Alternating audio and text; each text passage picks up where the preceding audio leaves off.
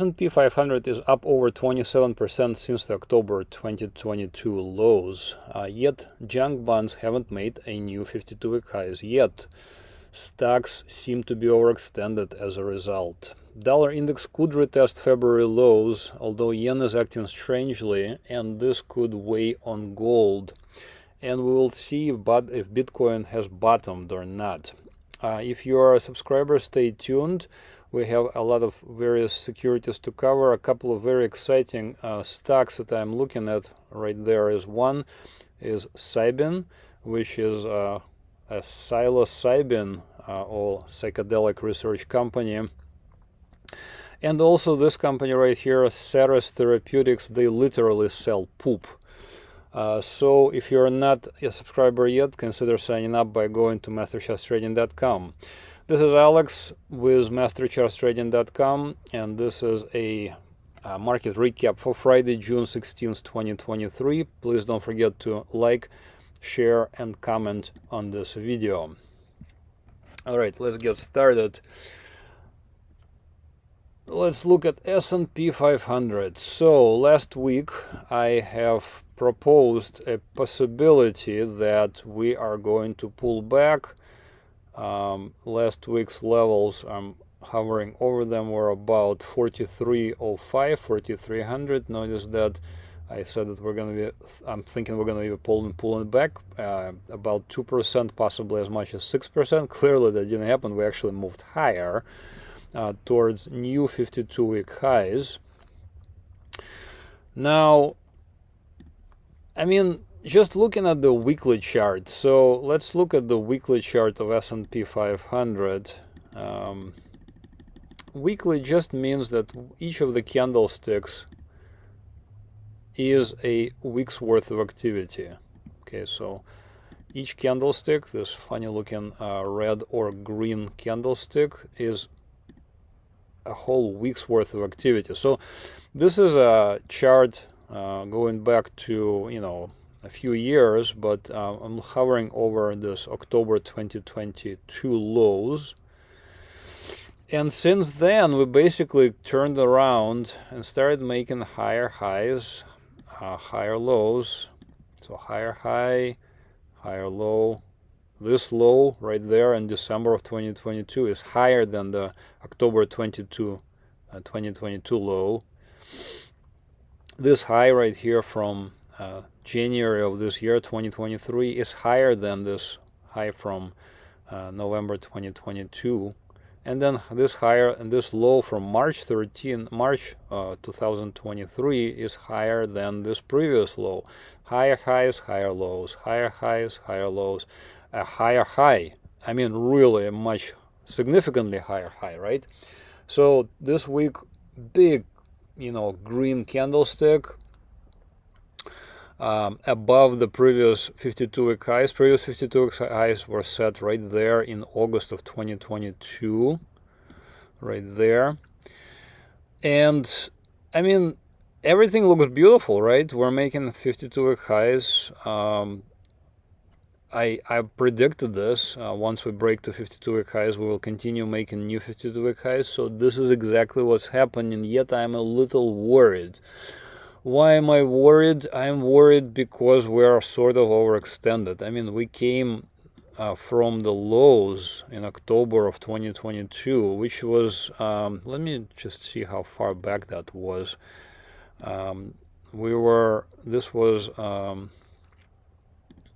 you know, 39 weeks ago. So 1, 2, 3, 4, 5 months ago, when we were in October. I mean, if you remember, my mood was that of total despair because you know, of the Ukraine war, and the market was really doing pretty terrible at that point. Yet we turned around at that point and started making, like I said, higher highs, higher lows. At this point, we are at 52-week highs. Why am I worried? I will tell you in a second. But just looking at this chart, next levels of resistance is March 2022 highs right there. It's basically a high before we're gonna see all-time highs. So all-time highs previously to this moment were hit in January of 2022, right before the Russian invasion of Ukraine. No matter what Putin is saying now that they were attacked. I mean, the Russia was attacked in maybe his loony universe, but overall, I'm pretty clearly remember who attacked who. Besides the point, we're looking right now at a possibility of movement even higher. It's not out of the question, even though this move, especially this move from the lows in March of this year, I mean, basically non-stop, just moving higher. We had a minor, trade around, kind of sideways here, but then we had, big move, sideways trading, another big move. So I have a feeling we're sort of approaching like this.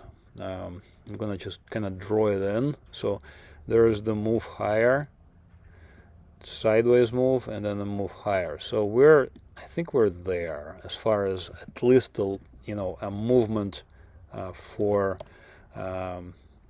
from the lows in March of this year. All right. Why am I worried? This is why I'm worried. I'm looking at JNK, junk debt. Overall, this is a correlation coefficient. This is a correlation to S&P 500. By and large, junk debt usually moves together with stocks. In other words, if junk debt moves up, stocks will also move up. Vice versa, if the junk debt moves down, stocks will also move down. Current correlation stands at 84%. So if this is a weekly correlation, if for the week junk debt moved higher, most likely stocks also moved higher. So notice that I just showed you the chart for S&P 500, and we made 52-week highs, yet for the high yield bonds we didn't. So to break out to new 52-week highs, we need to get above this white line. I put in this white line, which is not that far, but we still haven't gotten there. So we're like literally 1% away from 52-week highs. Ideally, I would like to see 52-week highs made. At that point, I will be less worried. But even without junk debt approaching, 52-week highs, I think that we're overbought. I mean, we made really big move, 27% move in like 5 months. It's significant, we need to do some consolidation. So possibly we're done. I thought we were going to be done last week. We didn't. We made another 52-week high, continued higher. So let's see again what happens. I am sort of worried. This is junk debt on the daily chart. So yes, we did have a minor breakout. Okay, this is junk debt, high yield bonds on daily chart. By the way, this data is adjusted for dividends. How do I adjust for dividends? Where I'm hovering in the right hand corner, it says ADJ. That means you can click on it. If I unclick it, you can see the chart is quite weird. But for securities which have a lot of their return provided as a dividend or a coupon in this case, because it's a bond, I like to adjust for dividends. So this week we actually broke above the April 13 highs, where I'm hovering this April 13 high. We did break above them, but we haven't yet broken above this February highs. Once we get above the February highs, we're pretty close to 52-week highs. I think at that point we can kind of relax, I guess. But right now I just feel like maybe we need to kind of pause a little bit. It's like it just feels like we're overbought. I mean, this is the pattern I'm referring to from March lows. So I'm gonna again try to draw it in. Let me see. So this is what I'm talking about. A move higher from the lows, sideways trading, and then move higher again. So we're about this move up from the March lows was like 9%. So we're there as far as this particular move. So we duplicated this move from the downside, from the lows in March, and now we duplicate on the upside. I think it's reasonable again to expect a pullback. Will it actually occur, and at what time will it occur? When exactly will it occur? Is very difficult to say, but we should be on the lookout for that. Moving on to the dollar. So again, the reason why I look at dollar is because we trade gold. We cannot trade this particular security, DXY. We can trade UUP in the United States.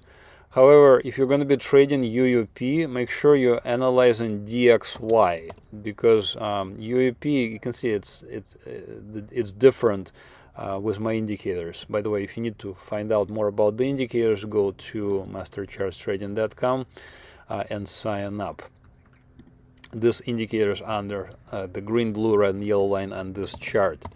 I use them pretty much for everything as far as trading is concerned. So on this chart, DXY, this is the lows from February this year, 2023. We retested those lows on April 13th and 14th successfully, and then rallied. Now we are in danger, because notice that we broke below this yellow support resistance line yesterday on February 14th, right there, and then followed through day before yesterday, February 14th, and followed through yesterday and February 15th. So this is showing weakness of the dollar, and the weakness of dollar is usually good for gold. I'm going to show you gold in just a second. Here it is, XAU divided by USD. Notice right there on this day, Friday 15th of June, gold rallied, dollar did the opposite, dollar dropped. Okay, so dollar and gold move the opposite direction. So if indeed dollar has, this was the top right there on the 31st of May, and it's now going to retest the lows in February, and it's not very clear if those lows will hold. I'm actually very uncertain if we get to those lows, if they're gonna hold. We can kind of see where dollar would possibly go. So DXY, okay, so I put this in a few weeks ago. This is just purely a pattern, a chart pattern. So looking at this chart pattern, the low from February 2nd, the high from early March, again the low from early April. So if we break below those lows, I'm going to extend this, I'm going to extend this white line, which signifies the lows from February and also from April. If we break those lows, you can see that we will most likely duplicate this depth of this pattern, which I'm showing you this pattern, I'm drawing it out. It's from the lows in March, from January lows to March highs. That's the depth of this pattern, is about 4.5% or so, 5 points or so. So we can duplicate this entire pattern on the downside. So we're looking at a significant move for the dollar to the downside, but we need to break those lows, and we're definitely approaching them. We're super close to those lows, and that's why I wrote in here, retest of February lows is now quite likely. I wrote this in on Tuesday of this week, June 13th, because it looks like we did not make it as high as my red line and actually rolled over. So if that happens, dollar will come under severe, dollar is going to be under severe pressure if we break those lows. And I think a distance, to the possibly this 2022 lows, we might retest them. And like I said, if that happens, gold will definitely benefit, and I am fairly certain we will break to new highs. So you can actually look at dollar. This is gold. I'm sorry. This is XAU divided by USD. USD GP, XAU USD gold. So we almost made it as high. This is all-time highs from way back in 2022. This giant pattern that I'm tracing out that started in August of 2020. We had a bottom here in March 2021, a top here in March 2022, another bottom in October 2022, and now another top here in May of this year 2023. So it's this giant cup and handle pattern. I'm going to draw it in again. Okay, very large pattern. Once again, if we break out, if the dollar breaks down, gold will break out. So the depth of this pattern is around 25%. We can extrapolate the move for gold should dollar break down, and it looks like we're at least 20% or higher. So we're looking at 2,500 for gold. We're currently at about 2,000. If once again a big if dollar breaks down. So it is not entirely clear right now what's happening. Especially I'm going to show you Japanese yen, which kind of makes me sort of worried. So this is USD JPY. USD JPY is currently, I think, is on a downtrend. The downtrend actually began a little bit earlier, right there, in January of this year. And these are downward facing arrows appear where we cross below this red support resistance line. You can find out more about those lines by going in the description. And that's our signal to sell short. In fact, another signal to sell short occurred right there, relatively close in May 3rd of this year. But what we're seeing right now is actually the opposite. We're seeing the movement higher, so in favor of US dollar. And I just said DXY, dollar currency index, might actually break down. Now USD JPY is a part of dollar currency index. It's a percentage of that currency index, and it's doing the opposite. See my dilemma? If the dollar in general DXY, which is weighted heavily towards European currencies, is moving lower, while the USD JPY, the Japanese yen, is actually doing the opposite. So notice that we're very close. We're like right there. We're 0.8% away from USD JPY being in an uptrend in favor of US dollar. We can also look at the same same chart, but using the futures, so Japanese yen futures, and obviously it's the opposite. So I thought yen is actually breaking out into an uptrend. There's the breakout where I just put the up arrow in March of this year, but notice that it's not really holding this breakout. So if the Japanese yen breaks down, now I wonder if the European currencies will follow suit and dollar will actually not do what I said. Dollar will not collapse. In fact, it might hold here. So it's not entirely clear what's happening right now with the dollar, and the reason again is because of the Japanese yen. Yen should be acting opposite of what it's doing, but it's not. So something is going on in Japan. We need to look to Japan to see what's happening with gold, weirdly enough. Anyways, please make a comment if you have some ideas of what's happening. And let's wrap up with Bitcoin. So Bitcoin, I drew in this pattern from on the 2nd of June, so a couple of weeks ago. I actually drew it in, and we're exactly following it. We bottomed right around the blue line and rallied. So right now I am moderately optimistic that the Bitcoin has bottomed. I mean, the blue line is at 25,200. If we buy somewhere around here with a stop at the red line, it's not a bad trade. It's 16% stop, but has Bitcoin really bottomed? I guess we will find out within the next couple of days.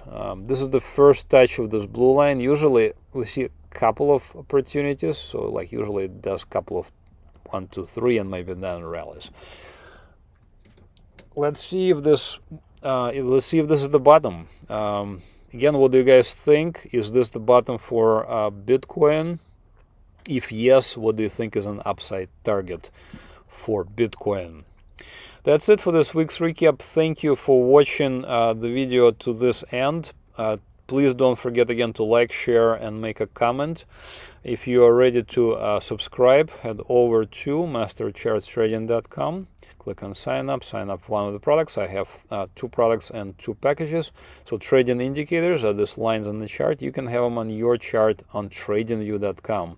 This is TradingView.com interface. It's free.